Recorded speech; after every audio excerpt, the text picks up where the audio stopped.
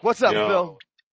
what's happening, guys? How you doing? We're Can you doing hear me well, good? buddy. Yeah, we can hear Yeah. you. Good. What's up? Not too much. We were just getting ready for this exciting AEW Dynasty card, I guess. Right. Yeah, no doubt. It's You sound exciting. excited, Phil. Yeah, no, I had a long one today, but no, this thing starts in like 5 minutes, at least the 0 hour does. So I got it pulled up on YouTube here, and I'm Same. just playing some 2K and chilling. Nice. Cool. All right, George, So you want to lead start us off? off? Yeah. Yeah, I'm ready to go. These are not in the order that I'm assuming he's going to throw them on the stage, but this is how I have them down. Men's Owen Cup, Kyle Fletcher versus Mark Briscoe.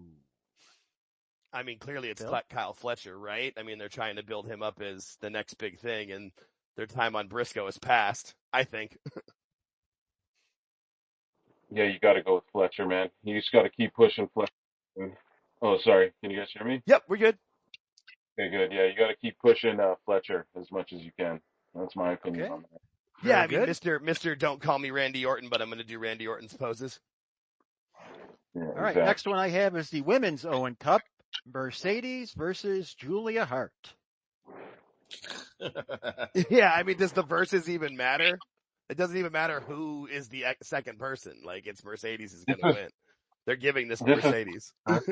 Mercedes is in the tournament. That's so fucking funny. She's gonna win this thing. Yeah. Yeah, I didn't know she was in the Okay. tournament until I saw the card, and then went, wait, I'm sorry, what? Yeah, Why is I she even didn't in either. this? I actually can't believe that. Yeah, I didn't see Collision. So. Yeah, I know, didn't. but- I don't think anybody did. So wait, doesn't the winner of the tournament get a title match at All In, like the women's title? So is she gonna go for that at All In? Like, Remember what I said earlier about all this. Yeah. Well, if she doesn't win, then she's just gonna like make it to the finals. Then someone will finally beat Monet, but it won't be for any of her belts, and then she'll continue to win belts. You know what I mean? Like, Ultimo she'll be Monet. Yeah, and then she'll find her way to the world title eventually. But yeah, so like I could see maybe someone sneaking a win over her in this tournament. It'll be by like roll up or some shit. You know what I mean? Yeah, and like Yeah, a major probably. distraction or something, because she still hasn't. I mean, she hasn't even lost in like a tag match or a triple threat or anything, right? And she's been there almost a year and a half. Yeah. Ugh. Okay, next we all agree. Seem to all agree there. Next up, I have another Men's Owens Cup tournament match: Will Ospreay versus Kevin Knight. Who? No, I'm just kidding. Kevin Knight will sneak a win over Ospreay. No, maybe there's not going to be that many sneaky wins. Maybe Fletcher and Ospreay meet up in this tournament again because they met up in the C2 or whatever, and maybe that's where Tony's going with this. So I don't know. I'll just put the smart monies on Ospreay and this young upstart. They've never made a fucking star. Maybe Mariah May, but like a star, I don't know. But yeah, I would say, yeah, you just smart money's Will Ospreay, and then this kid goes like what 0-2 or 1-2 or whatever his record is in AEW. Yeah, and he'll have a good showing like anything else where he'll get too much offense in, but Ospreay will, eke out the win. I didn't even think about it, but you're right to have Ospreay and Fletcher meet up later. And cause Ospreay won in Australia, right? I think. Is that what happened? I don't remember, but I would feel like whoever did, they'll have the other one win so they can promote that story. Right, So but Jake, the cage could have been the conclusion to that for a while, though. Mhm. But I mean, No, I'm it just- should have been the conclusion. yeah, I'm just trying to think how Tony fucking books, man. And he's like, you know, it's been like a month. He's like, oh, that's long enough. Let's put him Right? back in there. People don't remember. It's fine. We'll just put him in there again and have him go for the 7th time. I think I liked it better when Alright. this company didn't do rematches. So you pick Ospreay too, Jake? Yes, I do. Yeah. Cause I haven't even seen Kevin Knight wrestle yet, so.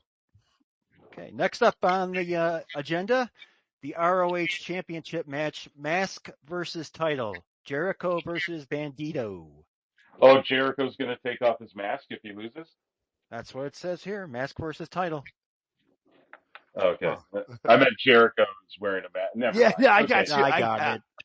I'm sorry. I It took mean, me a it's couple seconds. droopy enough on there with how baggy it is at this point. I think Bandito's obviously not going to get his mask taken off. and Jericho, they need an excuse to get him back on like Dynamite as like an AEW guy. Plus he's talking about, oh, I might go back to WWE. So I mean, who knows how long he's planning on sticking around there after the shenanigans Tony Khan pulled with Ricky Starks and Ray Phoenix and all that shit. A lot of people, well, naturally, a lot of people were getting out of there already, but Yeah, now you've been more saying people. it forever. Yeah, like years ago, I told y'all Yep. 2025 is going to be a year And for people.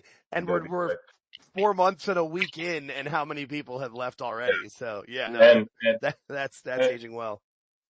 right, and it should be noted that after the shit Tony Khan pulled with Phoenix and that, there's a lot of people who are like getting their contracts looked over, like, should I be frozen for this? Oh shit. How, you know what I mean? Like, Yeah. am I thought I was allowed to work all the indies. What the fuck's going on? Now he's allowed to pull me off indies and shit. So there's, don't be shocked if there's people's lawyers looking over contracts and people are So trying to get out of there. somebody But, hit the Stephen P. New music. Yeah.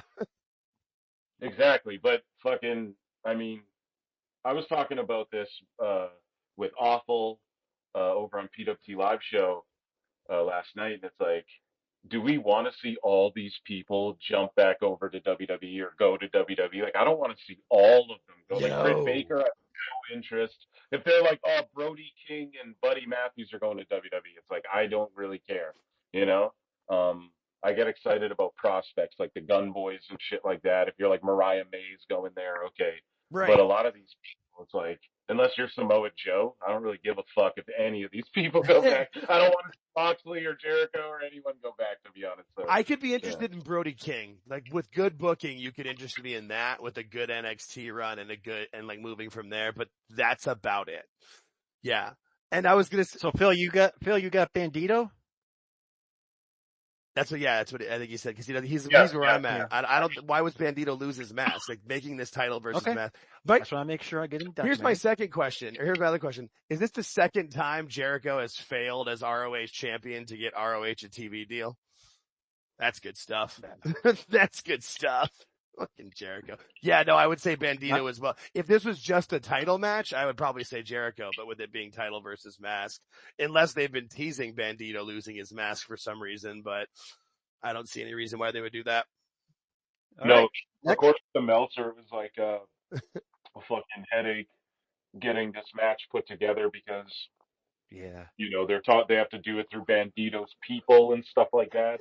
Yeah, who are these people? The rest, I don't know.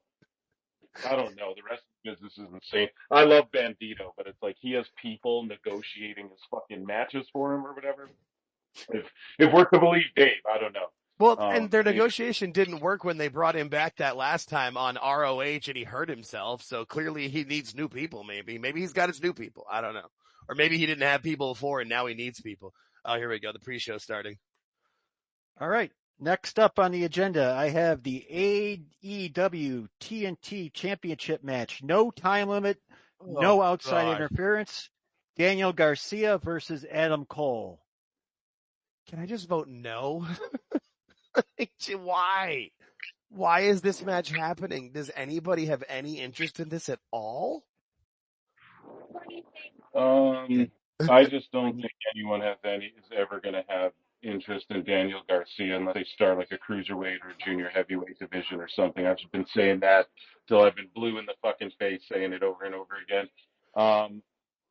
That being said, Adam Cole, people shame him for his fucking smallness. He has been hitting the gym. If you've been paying attention, he's starting to bulk up like as much as he can, like he's doing the single guy routine now, so he's just working out a bunch. Yeah, so I mean that should be noted, right? And Garcia's made that TNT title feel so fucking meaningless, and they slapped these stipulations on this match to try and make people care, or I don't know what. It adds nothing. Stipulations are pointless, and I'm sure some sicko will be like, well, you're just not watching Collision and shit, but it's like nobody is. Not that, yeah. Yeah, so am I interested in this match? I love Adam Cole, but I mean, his fall off, the Undisputed Era's fall off needs to be fucking studied. Yeah. True. And yeah, as far as Garcia, he'll just never do it for me in the way Tony Khan's pushing this kid. And I think he picks up a big win over Cole. I think that's what you got to just roll with your guys if you're going to do it and put your feet down and fucking push your guys, which is what it seems like Tony's doing now. Like he's sticking with his core fucking characters on each show, which I give him credit for. And if Garcia is one of them, then yeah, have him beat Adam Cole. Like, what are you going to have Adam Cole win the TNT title and then what? You know, for real, because and then what with Garcia? So that's like, what I was about to say. You took the sentence out of my mouth. Exactly. I was like, but if Garcia, no matter who wins this match, and then what? So I'll go the other way. I'll say Adam Cole for fun because this match just means nothing. That title has. Ultimately, if it was me booking it, I don't even like Garcia like that, but I would just put Garcia over. That's my long way of getting to. If it was me, I'd put Garcia over. They'll probably put Adam Cole over on this card, though, if I had to guess. Yeah. So alrighty. I mean, yeah. No, I'm heading over to the AEW Tag Team Championship match, the Hurt Syndicate versus Big Bill and Brian Keith. Damn. They really just switched Bill and Keith fucking babyface like that out of nowhere, huh? Like, seemingly? Apparently. Yeah, because they're cutting the babyface promos against the seemingly heel Hurt business, right? Like, they just make money and hurt people, so that's not a babyface thing. So, again, I guess some people would say we live in the time of the tweener, so does that really matter? I think it does. But yeah, they're getting the pops. Bill and Keith. I don't think you have Hurt Syndicate lose yet, but like, fuck, I like them together. I like Big Bill just in general, and Keith's cool. I'd rather see Enzo and Big Bill get back together, dude. That's my fantasy mark booking. But yeah, I think we see the Hurt Syndicate retain their titles. Yeah, I agree. Jake? I think the Hurt Syndicate are the biggest stars on this card. They're the ones that are looked the best, presented the best. But I do agree with Phil on Big Bill. I feel bad. Big Bill had that moment with Ricky Starks where it was like he's gonna get what he needs for the right partner, and then they fucked over Ricky, and Big Bill's just been floundering ever since. And it's sad to see for that guy because he seems to have turned his life around and become an actual talent. He has, I agree. For the next match, I have the AEW Trios Championship, the Death Riders versus Rated FTR.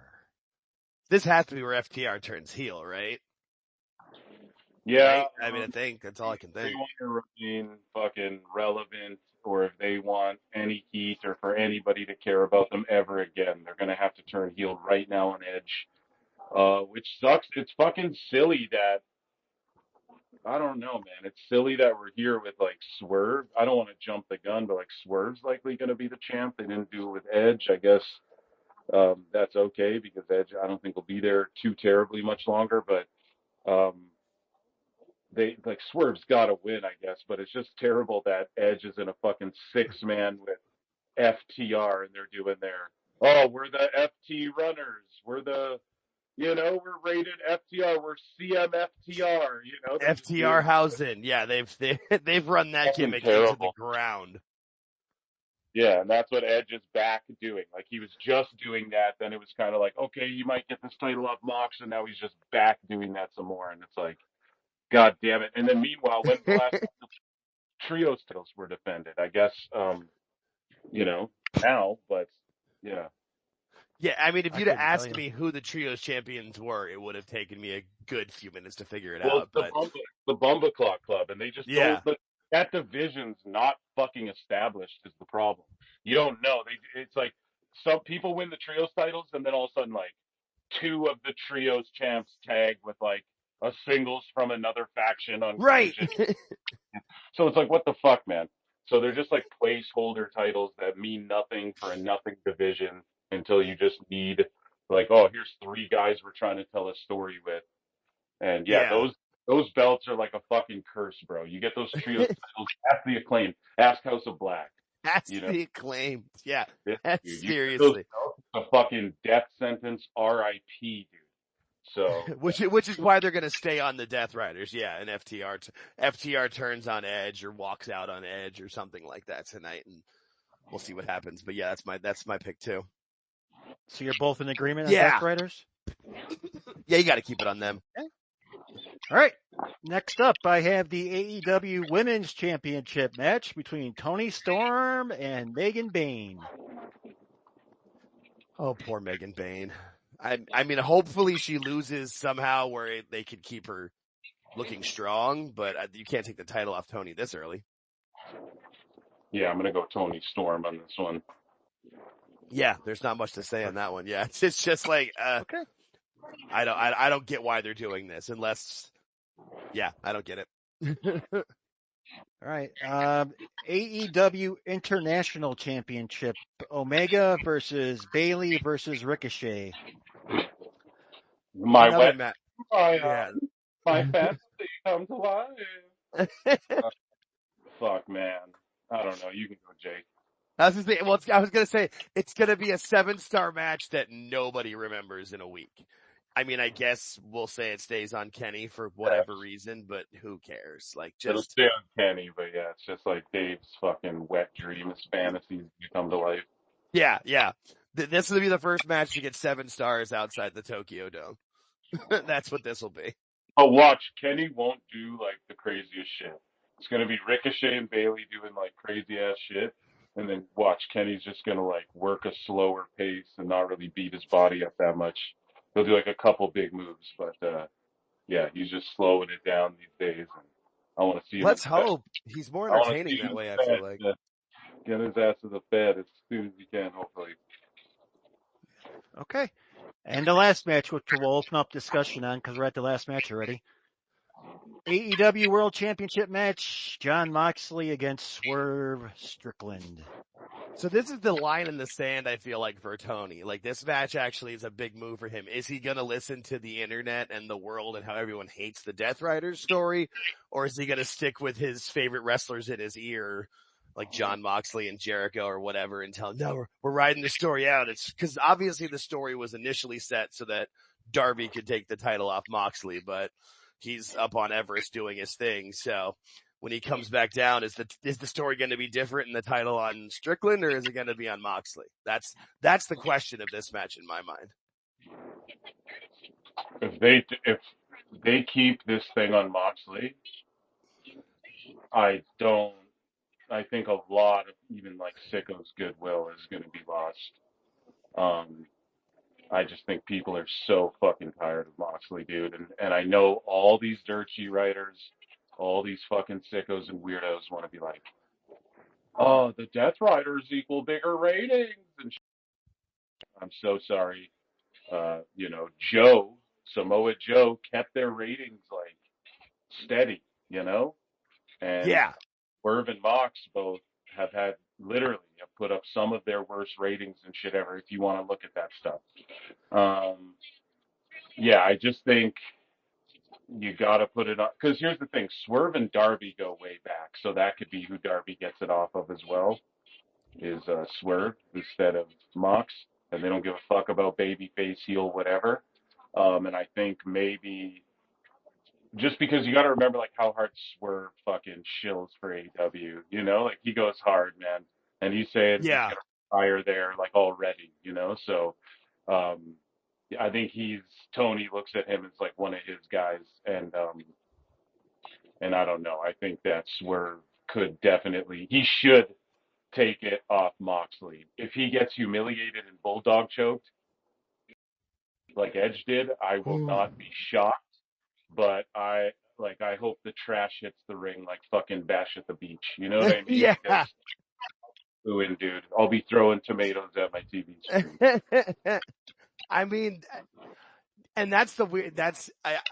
I feel like that's where Tony's going to go as well as with Swerve, but I feel like it really is a 50-50 chance. Like it really could go either way. Like what is he going to do? Is he going to listen to the audience? Well, the remaining audience, because he thinks the remaining audience like that violence of Mox and his stick in the back. So I don't know. I was the one that predicted that Moxley would have the championship until All In. So Yeah, and I feel like I feel like if like that's where I'm thinking. I still think he's gonna stick with it because what has Swerve proven? But also maybe Swerve's in his ear and Will Washington's in his ear. That's why this match actually does intrigue me, not for the actual match itself and whatever happens, but the finish is going to be interesting for what is Tony's mindset. agreed. Yeah, I agree. yeah, I just don't know. I saw Awful in the audience. I invited him to come in and join us.